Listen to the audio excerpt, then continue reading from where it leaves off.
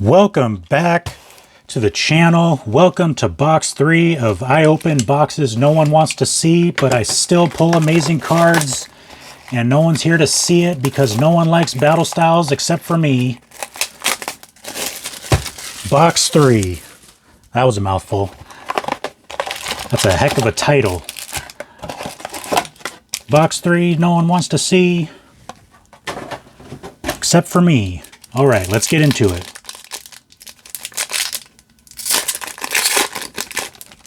White code to start us off. Last two boxes were great.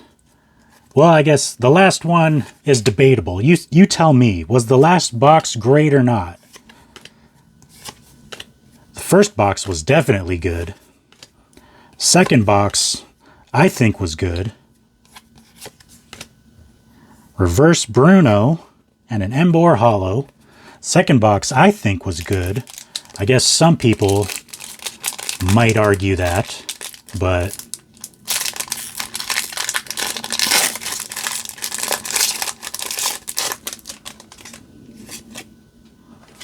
those people would be wrong. No, I'm just kidding. Scorch Electivire. Yeah, definitely watch the last two Battle Styles. Even if you're not a fan of Battle Styles, like most people at this point in time, it's been... How many months has it been? It's been several months. Not a full year yet, but it has been several months since this set came out, and the value of the singles in this set is not good, to say the least. I think the highest value card in the set is the Alt Art Tyranitar, the Sleepy Boy, and which is what we're going for here. And even that card is like somewhere between 60 and 65 for a near mint on TCG Player. I mean, the highest card in the set is worth less than the box. Which you may be thinking to yourself, well, if the only card you really want in the set is $65, why would you pay $80 for the chance to get it? Not even a guaranteed you get the card. There's a minuscule chance that you'll get it.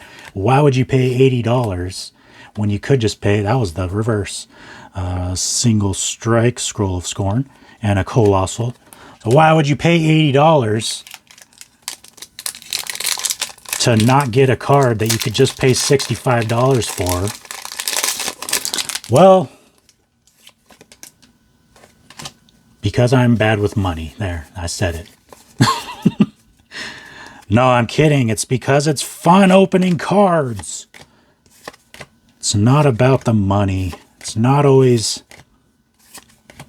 trying to make a smart investment. I mean, when you come down to it, there's probably better investments you could make than trading cards. I'm not going to say it's a bad investment. I think just with any other thing that you invest in, there's good buys and bad buys. There are things you could buy in the trading card world that you could make a ton of money on, and then there's lots and lots of things that you absolutely would lose all your money on. And so the reason you open boxes isn't to make money. You're not really going to make money opening the boxes.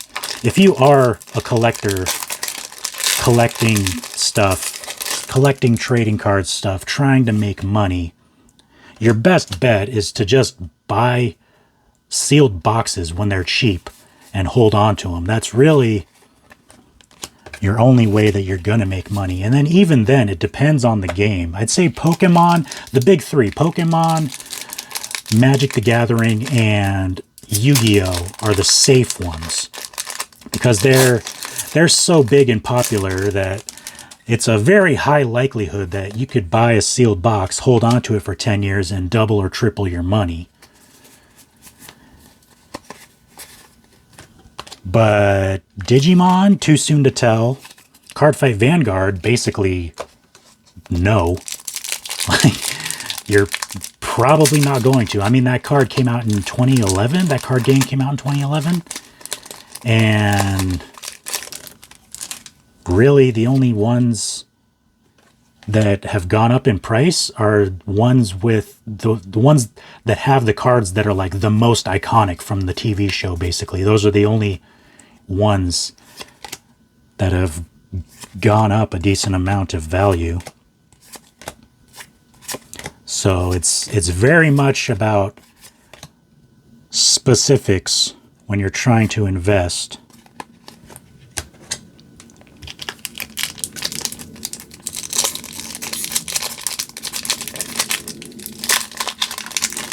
The safest bet is to choose a card game that's extremely popular and then buy sealed boxes of it and just leave it sealed.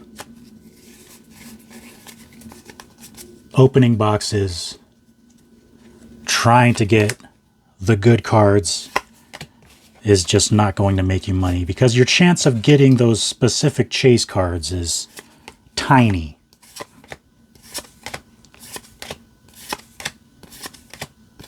So, but anyways, back to what I was saying earlier. Yeah, this isn't me trying to make money. This isn't me investing. This is me just having fun, opening cards. Because you're absolutely right. The card that I'm looking for is only $65. I could buy 5 of them for the price of these 4 boxes. But this is way funner. Because can you imagine if I actually pull it? I would lose my mind. I would go absolutely insane if we pulled the Sleepy Boy T-Tar right now.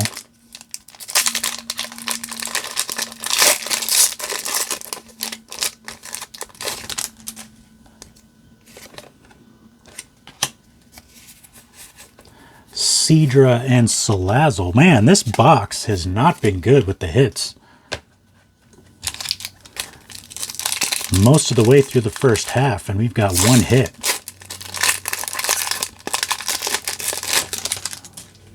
We may have used our good luck in the last 2 boxes, because those last 2 boxes were fantastic. So this box is either going to have... Well, I mean, never say never. There's still an entire half of the box left. It could be a fully loaded half of the box. You know, this could just be the half of the box with no hits, except for a Cricketune V, which is probably worth like 70 cents at this point. Not even worth penny sleeving in some people's opinion, but I still do. I mean, it's a penny sleeve, so you could buy penny sleeves in bulk on eBay for about a penny a piece. I think I actually bought a box of like 10,000 penny sleeves for like not even $100, I want to say. Galarian Slowbro and Boltund. Yeah, you can, this is a little... probably not so secret, but a lot of people might not know. You can buy supplies like penny sleeves, top loaders, things like that, team bags, you know, you name it. You can buy stuff like that on eBay in bulk.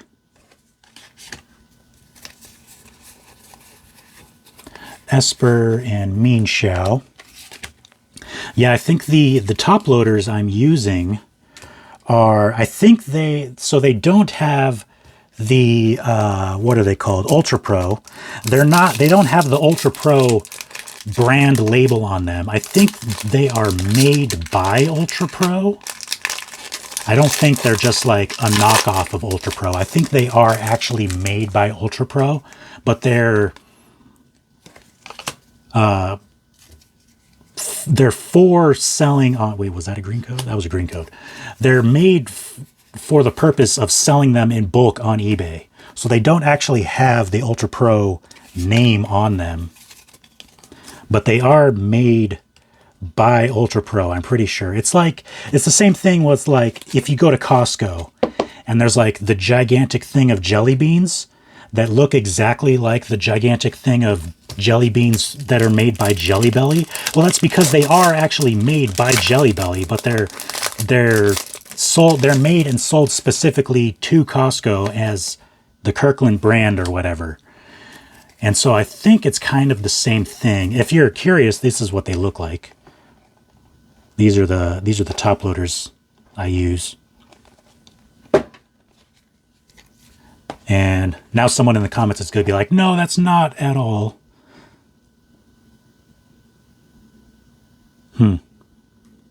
Yeah, I probably look like an idiot now, huh? Oh, well. I mean, it's not... Wow, I just did the pack trick twice, I think. Well, it's all screwed up. Let's just go into it. Flapple VMAX. And a licky licky. Oh, jeez. Well, maybe if this box is terrible enough, it won't see the light of day and I won't have to look like an idiot.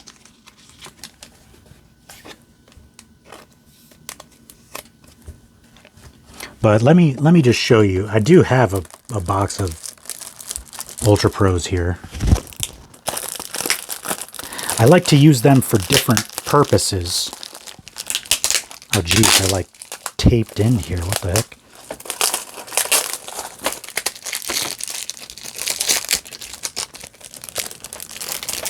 So here's a box of Ultra Pros and here's a box of the things that I get.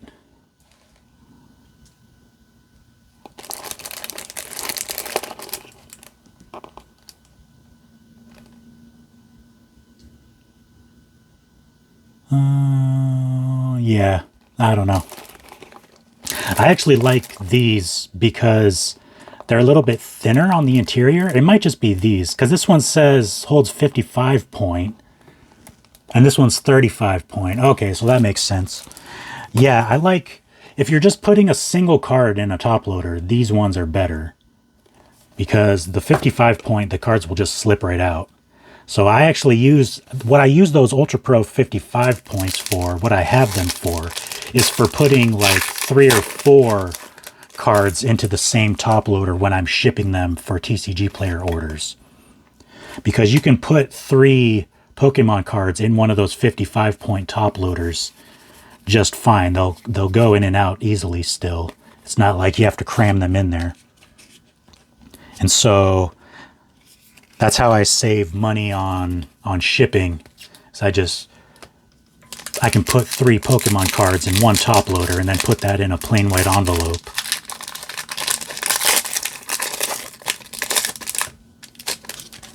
And of course I only do that with cheap cards. I don't put a $20 card in a plain white envelope, obviously, but you know, if someone buys a $1 card, I'm not going to put that in a bubble mailer because it costs.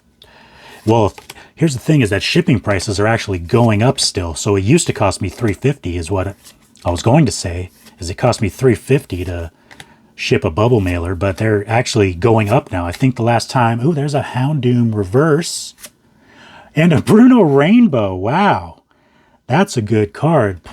Put a hold on what we were saying before. I'll get back to that.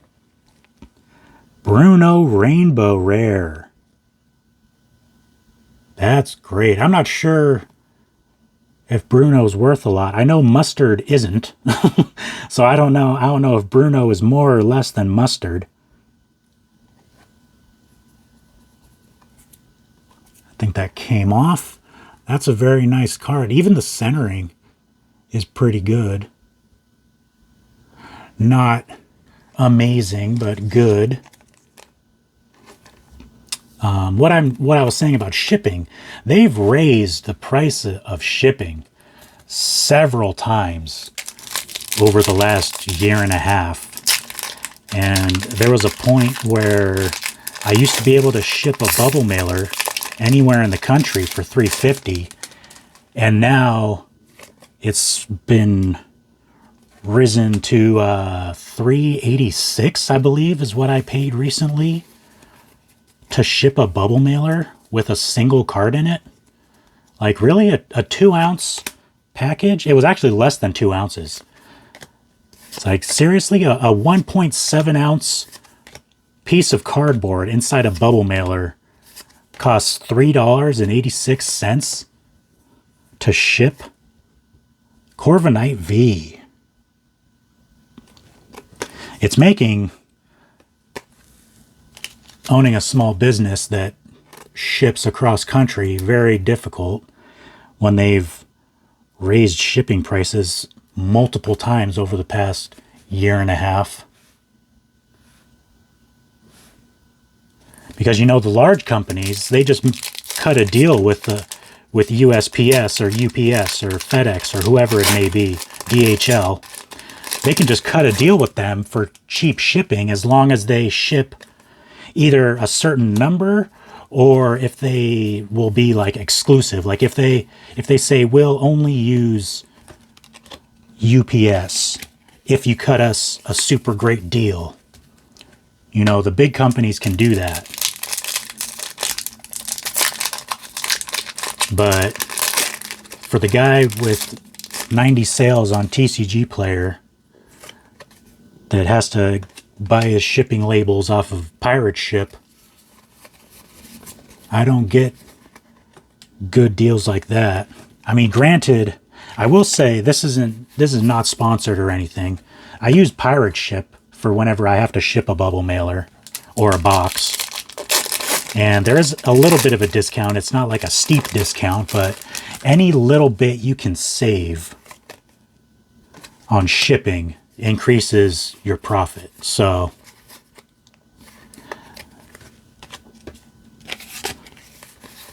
that is helpful.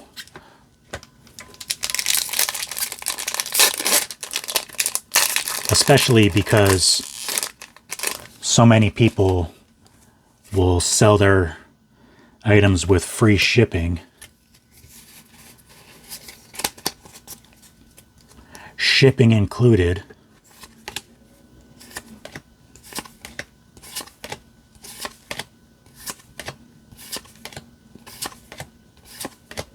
Spupa and Steelix.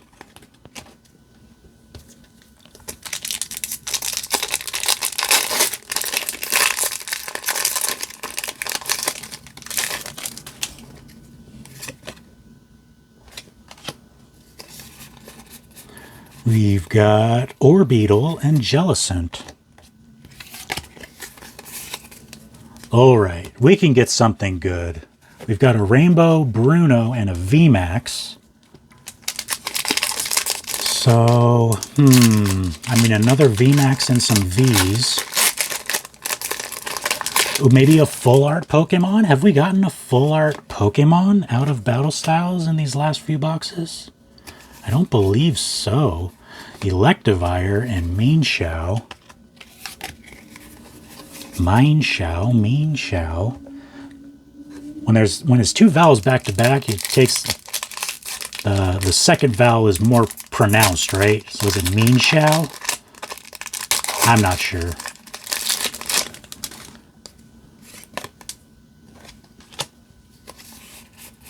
We got Shinx and Grandpa.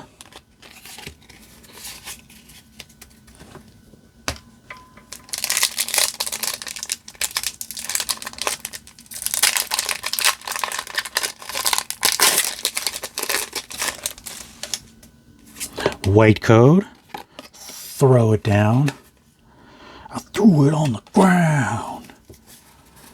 My dad's not a cell phone. There's a reference that no one's going to get. Heatmore, Gligar, Salandit, Bronzor, Cacnea, Spoink, Tooljammer Reverse, and a Meowstic. Holo Rare.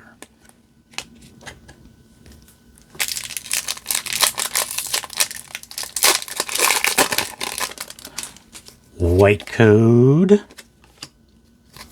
Card Trick.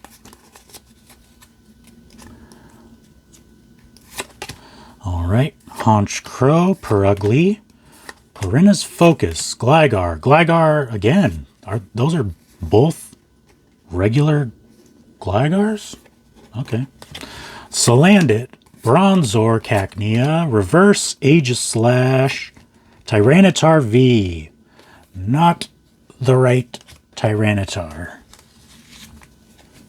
Need to go up about 3 rarities.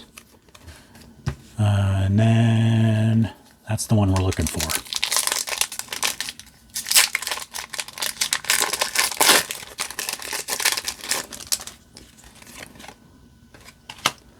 All right, green coat again. Timber! Victory Bell. Next pack.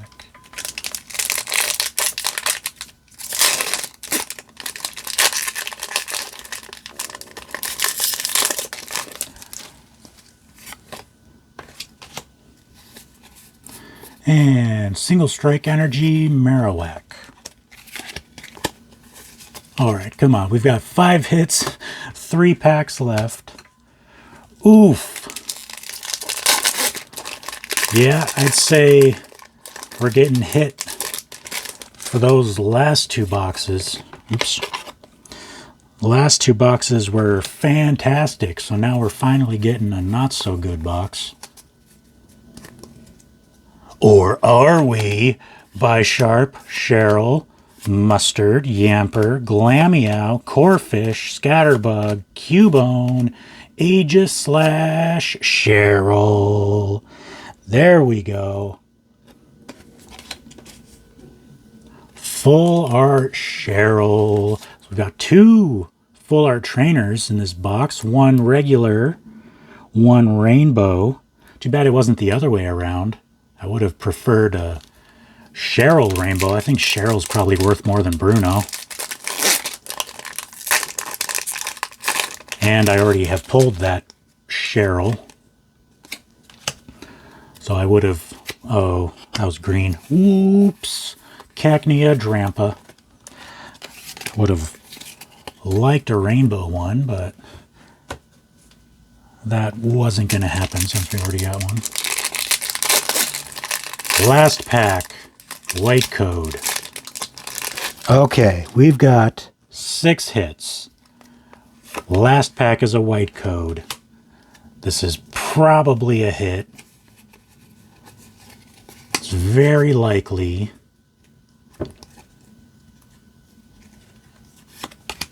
Honchkrow, Phoebe, Weepinbell, Yamper, Murkrow, Salandit, Bellsprout, Meanfoo, Bellsprout again, Single Strike Urshifu V. Well, it was a hit, but it was a V. I'll take it. A 7-hit box.